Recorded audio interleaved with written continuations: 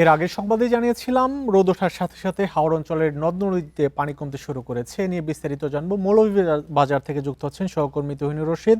তুহিন, একটু জানাবেন মৌলভীবাজারের হাওড় অঞ্চলের কি পরিস্থিতি? এখনো পানির নিচে কোনো ধান বা ফসলি জমি আছে কিনা?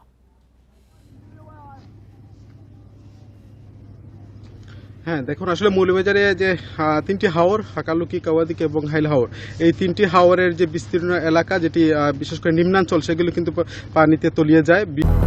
200-র বেশি সার্ভিস ও ফিচারে লেনদেনের সব বিকাশ অ্যাপে সম্ভব।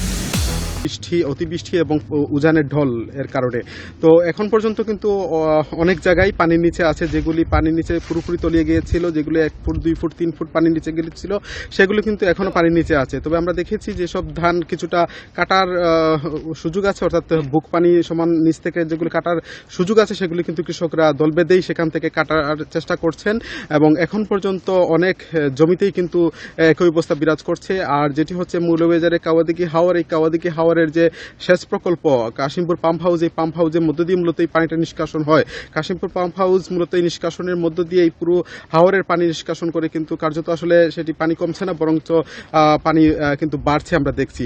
আর কৃষকদের দুর্ভোগ যেটি আসলে আমরা দেখছি যে কৃষকরা যে তাদের যে সারা বছরের যে বুরু আবাদ, অর্থাৎ এক ফসলা আবাদই হয়ে থাকে হাওর অঞ্চলে, আপনি জানেন বুরু, যার ফলে কৃষকরা কিন্তু একটা চরম দুর্ভোগে পড়েছেন এবং তারা বিশেষ করে এখানে মহাজনী ঋণ কিংবা বিভিন্ন জায়গা থেকে হাওলাত করেই মূলত তারা এই বুরু আবাদ করেছিলেন। কিন্তু এখন যেটি হচ্ছে যে সেই ঋণের বোঝা নিয়ে কৃষকরা দুশ্চিন্তা পড়েছেন। তারা দেখা গেছে যে হয়তো বা 10 বিঘা 12 বিঘা জমি করেছিলেন, সেখান থেকে তারা 2 বিঘা 3 বিঘা জমি কর্তন করতে পেরেছিলেন, পুরোটাই কিন্তু তলিয়ে গেছে পানির নিচে। আর মৌলভীবাজারে এখন পর্যন্ত 25,000-এর মতো কৃষকদের তালিকা করেছে কৃষি বিভাগ।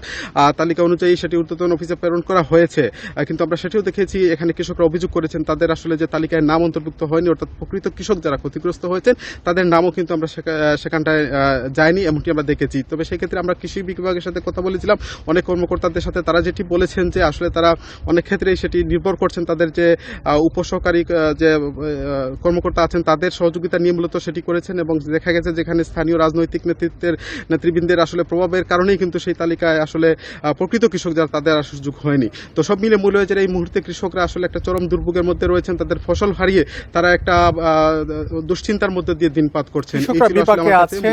তুহিনুর রশিদ, আপনাকে অনেক ধন্যবাদ আমাদের সাথে যুক্ত হওয়ার জন্য।